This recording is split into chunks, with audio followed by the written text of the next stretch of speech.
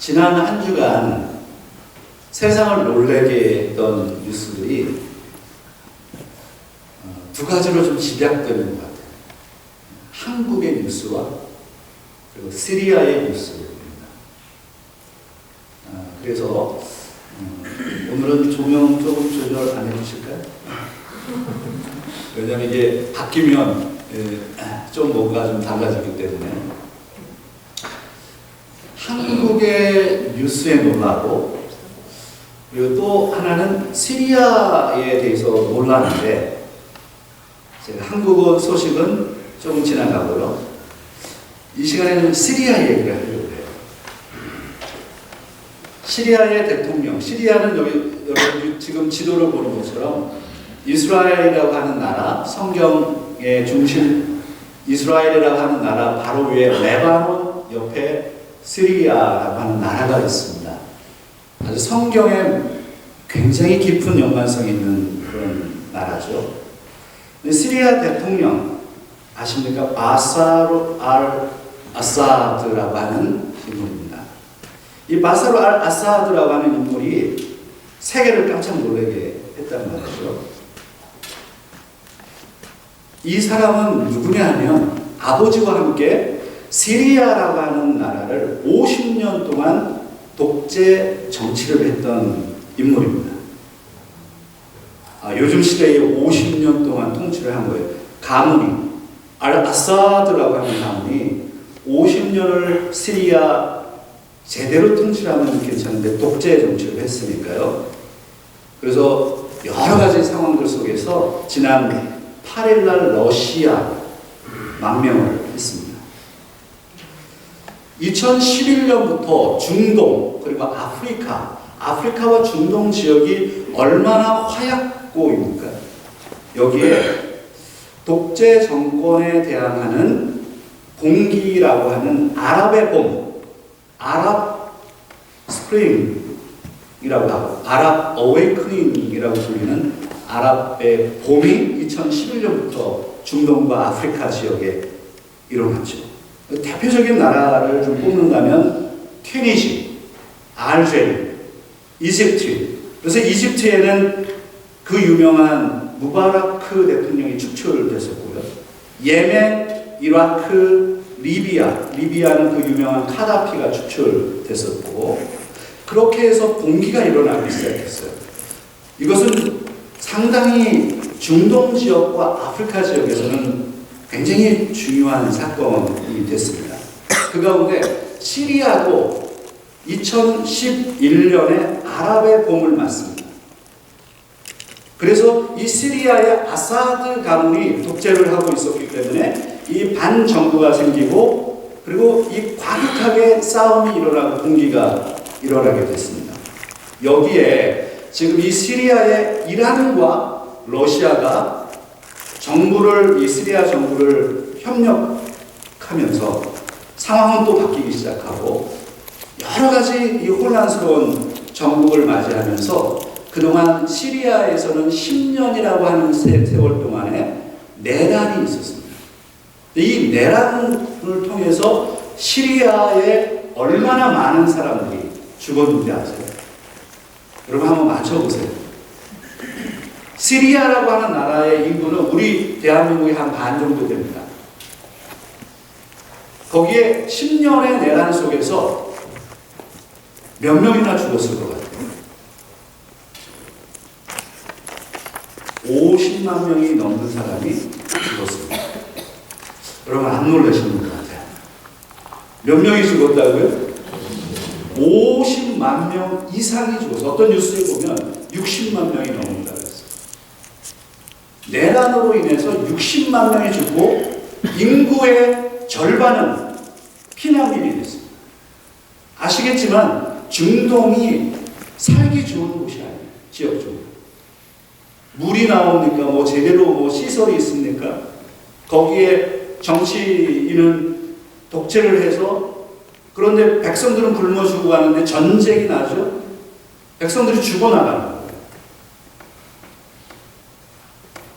요번에 이 사건 때문에 시리아에서는 결국에 이 마사드 알아사드라고 하는 인물이 러시아로 망명을 가게 되고 대통령궁이 뚫리기 시작했죠. 그래서 시민들이 이 대통령궁을 들어가 본 거예요. 근데 너무 충격적인 게 뭔지 아세요? 그 대통령궁에 들어가 봤더니 페라리 한번 여러분 타보셨나요? 페라리, 람보르기니 그 명품 차들이 질비하고 그런 명품으로 가득 찼다는 거예요. 다음 화면을 좀 보여주세요. 백성들은 지금요, 시리아에서 백성들이 굶어 죽어가고 먹을 게 없고 반이 피난민이 되고요, 기아로 죽어가고 있는데 대통령궁에는 너무나도 사치품으로 치장되어 있는 모습을 보고 또 놀라고 백성들이. 여러분, 이러면 되겠어요, 정말? 참 가슴이 아픈 게 뭐냐면 시리아는 어디냐면 그리스도인들, 우리 기독교인들과도 깊은 성경과 연관되어 있는 곳입니다. 사도 바울이 다마스커스, 시리아의 수도인 다마스커스에 가서 회심했고요. 그리고 수리아 안디옥이라고 하는 곳, 물론 지금은 터키 지역이 있습니다만 수리아 안디옥과 관련이 있는 지역이고요. 성경과 깊은 관련이 있는 도시입니다. 나라입니다. 그런데 이렇게 나라가 무너져 있죠. 어떻게 이 시리아는 다음 세대를 일으킬 수 있을까? 우리는 지금 이 시리아 이야기를 들으면서 이게 한 주 전에 있었던 일입니다. 제가 이야기를 하면서 우리는 우리 조국 대한민국을 떠오르게 될 거예요. 오버랩이 되죠. 여전히 21세기에 정치의 혼란이 우리를 심각하게 위협하는 문제예요. 저는 한국에 대한 정치 얘기는 안 할 겁니다. 그런데 지금 위해서 기도해 주세요. 우리 그리스도인들이 할 수 있는 것은 아까 우리 집사님도 기도하셨지만 나라가 하나가 되고 반목하는 그런 정치에서 화합하고 미래를 향해서 나아가고, 그러나 저는 또한 우리 대한민국의 저력을 믿습니다. 이런 정치적인 혼란 속에서도 우리 대한민국은 또 미래를 향해서 새로운 길을 만들어 갈 거라고 확신합니다.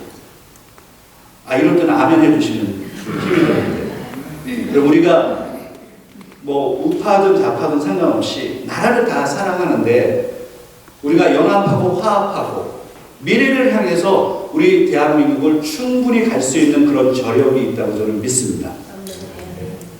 위해서 기도해 주셔야 돼요. 지금 전 세계가 한국을 조망하고 있잖아요. 신용 등급은 떨어뜨릴까 말까. 경제는 많이 낙후되어 가고 있고, 여러분 위기에 처해 있지만 우리 대한민국은 저력이 있습니다. 그리고 대한민국은 국민들이 크리스찬들이 많고 우리가 기도하는 사람들입니다. 그래서 한국이 다시 회복될 것이라고 저는 분명히 믿습니다. 그래서 우리가 할 수 있는 것은 싸우지 말고 화합하고 하나님 앞에 기도하면서 계속해서 나라를 위해서 여러분 눈물을 흘릴 수 있는 여러분의 애국자들이 되어주시길 부탁을 드립니다. 하나님은 자기의 백성을 버리시는가?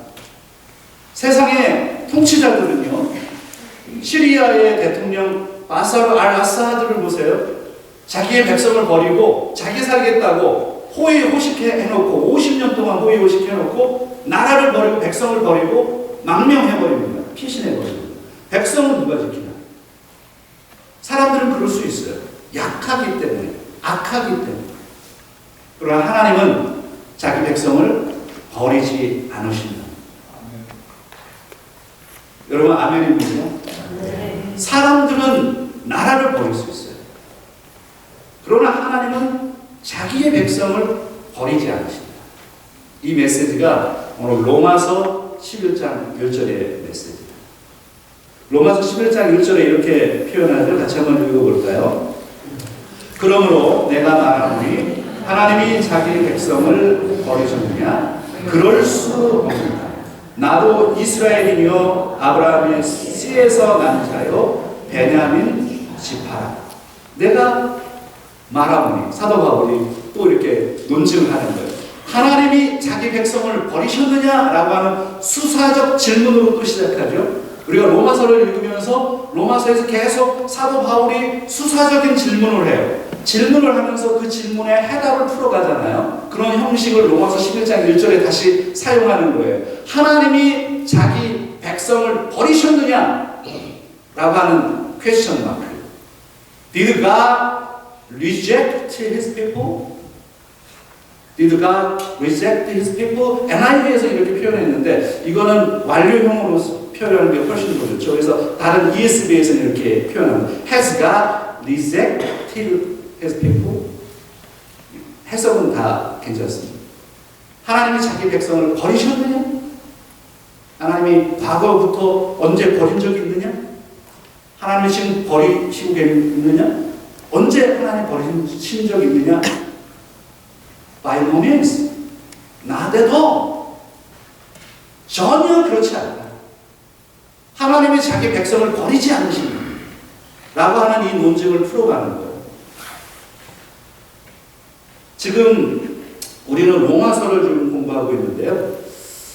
로마서에 우리가 설교하면서 로마서 1장부터 지금 10장을 지나서 11장까지 왔는데 로마서를 크게 제가 산봉우리로 표현을 했었죠.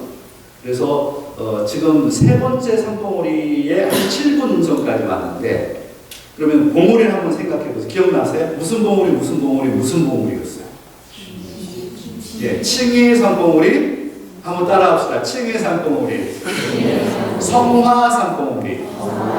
그리고 지금은 무슨 산봉우리를 부르고 있어요? 하나님의 주권 산봉우리. 한번 따라하겠습니다. 하나님의 주권. 하나님의 주권 산봉우리를 오르고 있습니다. 칭의 산봉우리와 성화 산봉우리를 넘고 영적인 히말라야 로마서라고 하는 거대한 산봉우리 중에 바로 하나님의 주권 산봉우리를 오르고 있는 거죠. 하나님의 주권을 설명을 할 때 사도 바울은 로마서 9장과 10장에서 무엇을 설명하고 있느냐 하면 왜? 그의 질문은 이거였죠. 왜 특권을 받았던 이스라엘 백성들이 구원받지 못하는가? 이 문제를 풀어가고 있습니다. 그래서 9장에서는 무엇을 설명하느냐 하면 하나님의 선택과 관련되어 있는 것이고 10장에서는 이스라엘 백성들의 완악한 불신앙 때문인데 이 두 가지를 설명하면서 그러면 이스라엘 백성들이 내가 구원받지 못했다고요? 라고 하는 이런 퀘스천 마크를 찍으면서 어떤 사람이 질문을 하는 거예요. 정말 우리 유대인들이 구원받지 못한다는 말이에요? 하나님이 우리를 버리신 거예요? 이렇게 물어봤을 때 사도 바울이 이 수사적 질문을 하는 거죠. 하나님이 자기 백성을 버리시느냐? 그럴 수 없다. 그렇지 않다. 라고 하는 이 논증을 풀어가는 겁니다. 이 논증을 오늘 본문에서 네 가지를 사용해서 설명을 하는데요. 저희 지금부터 네 가지를 살펴볼 겁니다. 조금 더 집중을 해 보십시오. 첫 번째는 무엇이냐면 하나님은 자기 백성을 버리지 않으신다라는 건데 1장 일단 1장 2절에 있는 말씀을 좀 한번 읽어보겠습니다. 시작. 하나님이 그 미리 아신 자기 백성을 버리지 아니하셨나니 너희가 성경이 엘리야를 가리켜 말한 것을 알지 못하느냐? 그가 이스라엘을 하나님께 고발하래. 하나님이 미리 하신 자기 백성을 버리지 아니하십니다. God has not rejected his people whom he foreknew. 미리 아신 자기 his people 그 백성을 not rejected 하지 않는 버리지 않으십니다. 하나님은 자기 백성을 버리지 않으십니다. 그 근거 가운데 첫 번째 근거가 무엇이냐면 하나님이 자기 백성을 버리지 않는다고 하셨는데 그 증거가 뭐예요? 이렇게 물어봤을 때 첫 번째 개인적인 증거를 첫 번째 듭니다. 1절을 한번 다시 돌아갈게요. 로마서 그 다음 화면 한번 보여주세요. 다음 화면을 보여주시면 하나님이 자기 백성을 버리지 않으신다는 증거들 네 가지를 제가 지금부터 설명을 하겠습니다. 그 다음 화면을 한번 보여주세요. 개인적인 증거예요. 로마서 11장 1절에 있는 말씀을 한번 다시 읽겠습니다. 시작. 그러므로 내가 말하노니 하나님이 자기 백성을 버리셨느냐? 그럴 수 없느니라. 나도 이스라엘이니요 아브라함의 씨에서 난 자요 베냐민 지파라. 여기 보면 사도 바울이 자신의 증거를 설명하면서 내가 유대인이야, 나는 이스라엘 사람이야, 그리고 아브라함의 씨에서 태어났고 내가 베냐민 지파야. 베냐민 지파는 어떤 지파입니까? 베냐민에서 누가 태어났죠? 생각해 보세요. 이거 맞히시는 분은 오늘 달력을 먼저 가지고 가세요. 베냐민 지파에서 누가 태어났나요?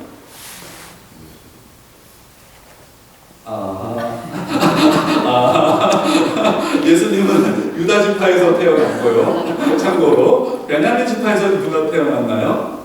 네, 사울이 베냐민 지파죠. 왕족 출신이라는 거예요. 왕족 출신. 자신은 왕족 출신이라는 거예요. 유대인의 전통을 가지고 있고 전통 유대인이고 내가 왕족 출신이라서 나는 내 블러드 타입, 나는 왕족 출신이야, 정통 유대인이야, 이거 얘기하는 거죠. 그런데 내가 지금 구원받았잖아. 자신의 경험을 증거로 내세웁니다. 그러니까 무슨 얘기냐면 하나님께서 이스라엘 백성들을 버리신 게 아니고 하나님은 이스라엘 백성들을 여전히 구원하시길 원하시는데 이스라엘 백성들이 하나님을 불신한 겁니다. 그 부분을 설명하는 거고요. 하나님은 이스라엘 백성들을 버리신 게 아니다.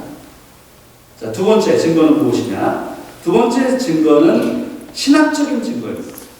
로마서 11장 2절에 있는 말씀 한번 같이 읽어보겠습니다. 하나님이 그 미리 하신 자기 백성을 버리지 아니하셨나니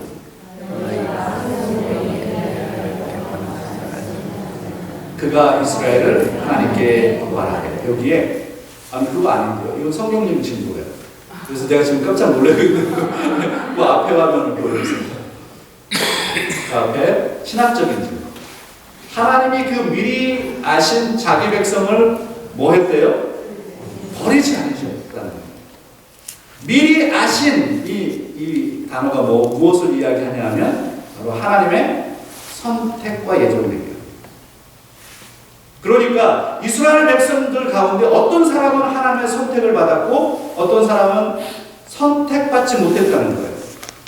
그래서 선택받은 이스라엘 백성들은 하나님이 절대 버리지 않으신다 라고 하는 신학적인 이야기를 하는 거죠. 하나님이 미리 하신 그 자기 백성은 절대로 버리지 아니하신다. 그리고 세 번째는 신학적인 증거, 세 번째는 성경적인 증거예요. 성경적인 증거. 로마서 오늘 본문 11장 2절부터 4절에 있는 말씀입니다. 한번 같이 읽겠습니다. 하나님이 그 미리 하신 자기 백성을 버리지 아니하셨으니 너희가 성경이 엘리야를 가리켜 말한 것을 알지 못하느냐? 그가 이스라엘을 하나님께 고발하되 3절 주여 그들이 주의 선지자들을 죽였으며 주의 제단을 헐어버렸고 나만 남았는데 내 목숨도 참나이다 하니 4절 그에게 하신 대답이 무엇이냐? 내가 나를 위하여 바알에게 무릎을 꿇지 아니한 사람 7,000명을 남겨두었다 하셨으니. 로마서 11장 2절에서 4절에 있는 말씀에 성경적인 증거, 구약에 누구를 들었습니까? 엘리야라고 하는 인물을 들었습니다. 엘리야가 누굽니까? 엘리야는 열왕기상 18장 이후에 나오는 인물입니다. 열왕기상 17장, 18장, 19장에 보면 지금부터 2900년 전의 인물이에요. 그러니까 예수님 오시기 전에 한 900년 전의 인물인데 북쪽 이스라엘에 구약의 유대 이스라엘의 나라가 두 나라로 갈라져서 북쪽 이스라엘과 남쪽 유다 나라로 이렇게 두 나라로 갈라졌었잖아요. 북쪽 이스라엘에 그 가운데 7번째 왕이었던 완악하고 사악하고 하나님을 적대시했던 왕 아합이라고 하는 왕의 그 시대에 엘리야는 선지자를 활동했습니다. 근데 이 아합이라고 하는 왕이 어떤 문제를 가지고 있었느냐면 와이프 이세벨을 얻어서 이 이세벨 때문에 이방 종교가 나라에 깊숙이 들어오고 바알 선지자, 아세라 선지자를 키웠던, 그래서 나라가 완전히 하나님을 대적하게 만들었던 그런 시대의, 영적인 시대에 엘리야가 활동했단 말이죠. 그래서 저는 성경에서 개인적으로 싫어하는 이름이 있습니다. 제가 몇 번 얘기드렸죠. 저는 이세벨을 싫어해요. 근데 요즘 영어 이름 가운데 이세벨을 쓰는 사람이 있거든요. 절대로 이세벨이라는 단어 쓰지 마세요. 그 이름 잘 써야 돼요. 제 이름이 뭘까요? 모르시는 거 아니죠? 제 이름이 뭐죠? 용호야. 난 내 이름 싫어해요. 우리 아버지가 내 이름을 왜 용호로 줬을까? 난 내 이름을 싫어한다고. 그런데 내가 지금 이거를 내가 재해석하고 있어요. 용호, 이씨 가문에서 태어났는데, 저는 경주 이씨예요, 아무튼. 네, 용호. 용과 호가 뭐가 있어요? 뭘까요? 한번 해석해 보세요. 그래서 여러분 호랑이라고 생각하잖아요. 다 나왔습니다. 용호 하면은 여러분 두 가지를 생각하세요. 용과 호랑이. 그런데 호랑이 호자는 범호자는 아니고요. 높이 올라갈 호자인데, 용이 뭐냐면 용자입니다. 제가 이게 싫어요.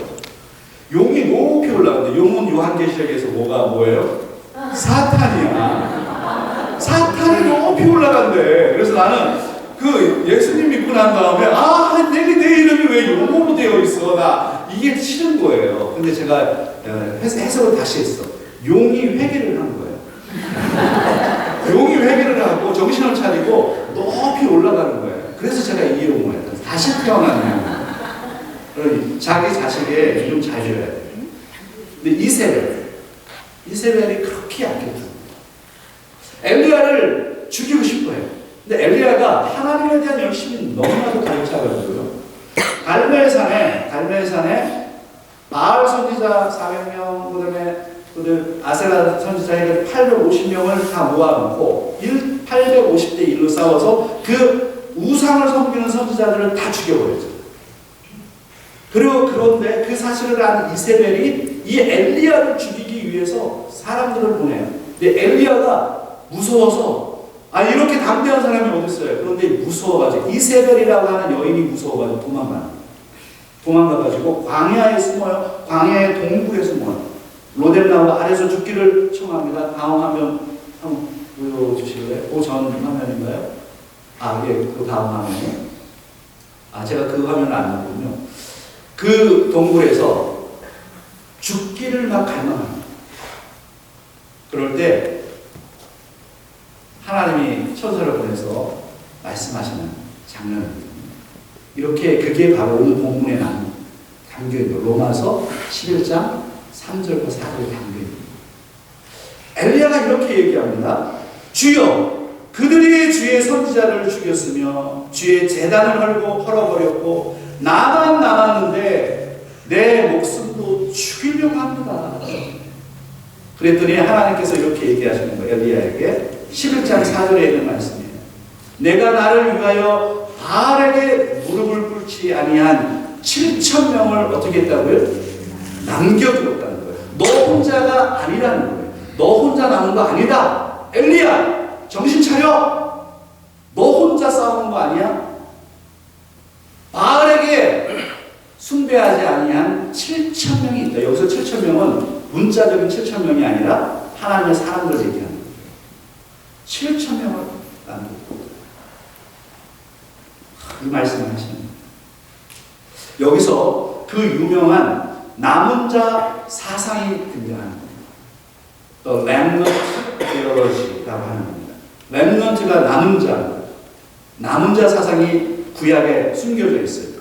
하나님의 구원의 은혜, 하나님의 구속의 계획 속에서 계속해서 사탄은 사람들을 죽이고 이스라엘 백성들을 우상 숭배하게 하고 계속해서 사탄들은 공격하지만 하나님이 자신의 구속의 계획을 이끌어 가시기 위해서 남은 자들을 숨겨둔다는 엘리야와 같은 사람들 7,000명들 이런 사람은 남은 자들을 계속 남겨두어서 나중에 바벨론으로 포로로 갔지만 거기서 귀환하게 하고 그리고 조금 있다가 예수 그리스도가 이 땅에 태어나시고 그리고 예수 그리스도를 믿는 사람들이 끊임없이 남은 자로 남아있다는 거예요. 그 사상 이 부분을 설명하죠. 네 번째 증거가 무엇이냐면요, 현대의 증거예요. 다음 하나 있어요. 현대의 증거. 로마서 11장 5절에 있는 말씀입니다. 한번 같이 읽겠습니다. 그런즉 이와 같이 지금도 은혜로 택하심을 따라 남은 자가 있느니라. 지금도, 이와 같이 지금도, 여기서 지금은 사도 바울 시대죠. 근데 우리가 읽으면 우리의 시대가 되는 거예요. 그러니까 남은 자 사상이 연속성을 갖는다는 거예요.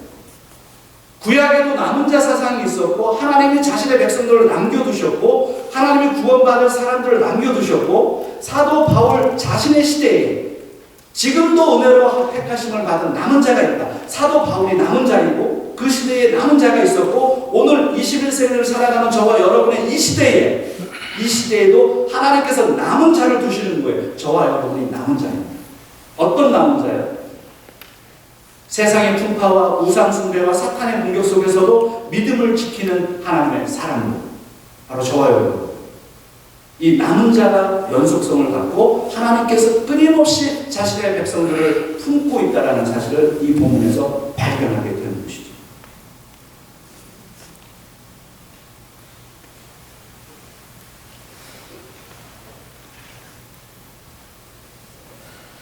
오늘 본문을 통해서 적용점으로 좀 바로 넘어가 볼게요. 하나님에 대한 확신을 가지라 라고 하는 적용점입니다. 한번 따라하겠습니다. 하나님에 대한 확신을 가지라. 다시 한번. 하나님에 대한 확신을 가지라. 사랑하는 성도 여러분, 하나님에 대한 확신이 있으십니까? 하나님에 대한 확신. 근데 이 확신이 도대체 무슨 확신이냐? 하나님께서 나를 버리지 않을 것에 대한 확신입니다. 감동이 되지 않아요. 하나님은 나를 절대로 버리지 않아요. 하나님께서는 우리 엘센트로에 있는 여러분들을 절대로 버리지 않으십니다. 한 사람 한 사람 붙잡고 계십니다. 놓치지 않으십니다. 찾아내십니다.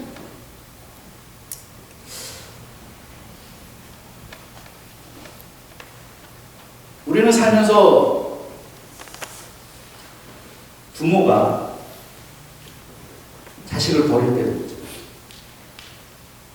남편이 아내를 버릴 때도 있고, 아내가 남편을 버릴 때도 있고, 부모가 자식을 버리고 자식이 부모를 버리기도 하고. 우리는 그런 상처를 가지고 있어요. 살면서. 우리 연약한. 그런데 부모가, 대부분의 일반적인 부모들은 자식을 찾아 나서요.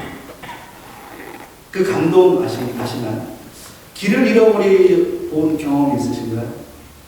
여러분 살아보면서 부모와 같이 가다가 부모와 떨어져서 길을 잃어본 경험이 있으세요?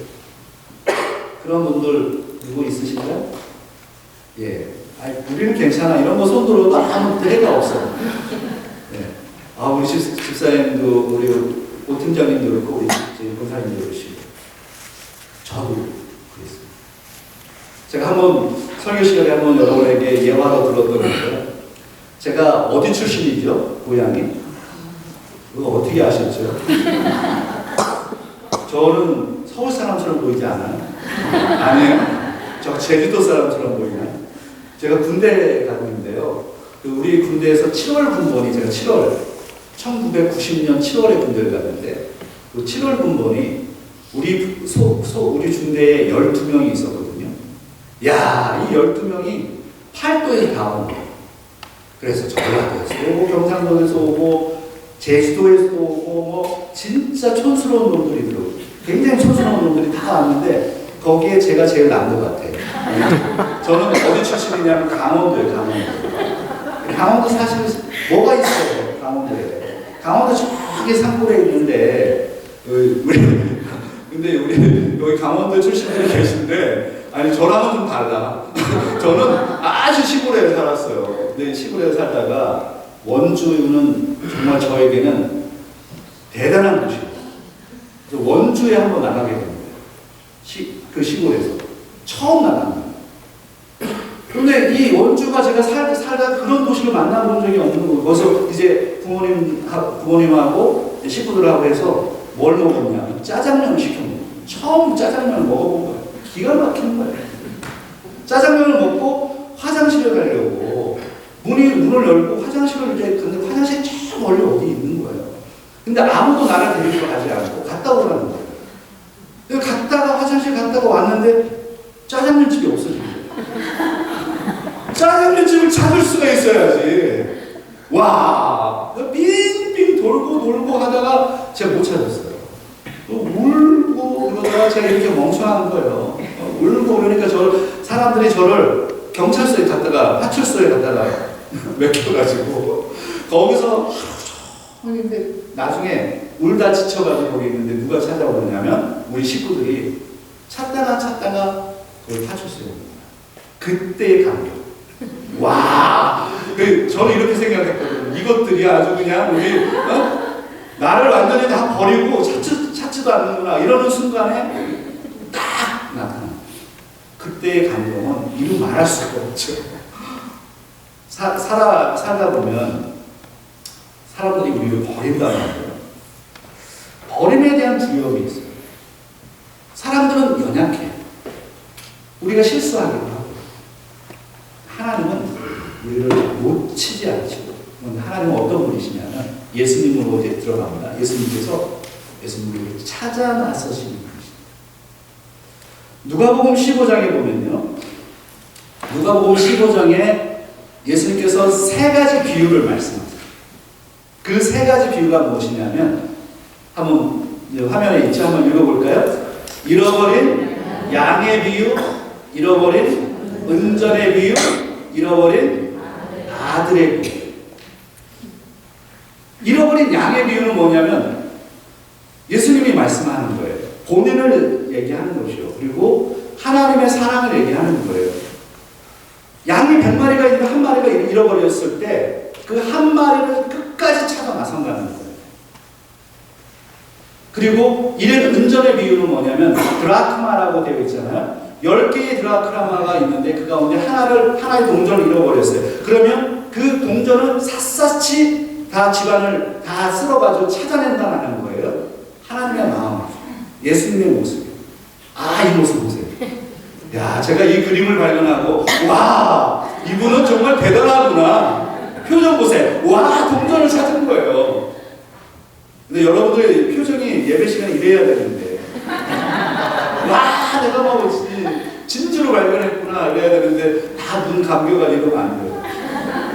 잃어버린 드라크마의 비유, 그 동전 하나, 그리고 세 번째 잃은 아들의 비유, 탕자의 비유죠. 하나님께서 끝까지 기다리신다. 예수님께서는 이 비유를 통해서 누가복음 15장에서 예수님은 어떤 이야기를 하느냐면 자신이 모든 자신에 속한 백성들을 끝까지 찾으시고 버리지 않으시고 하나님께서 그렇게 우리를 사랑하신다는 것을 보여주는 거죠. 그 가운데 누가복음 18장 8절에서 10절의 드라크마 비유입니다. 드라크마 비유, 이런 드라크마 은전의 비유 한번 같이 읽어볼까요?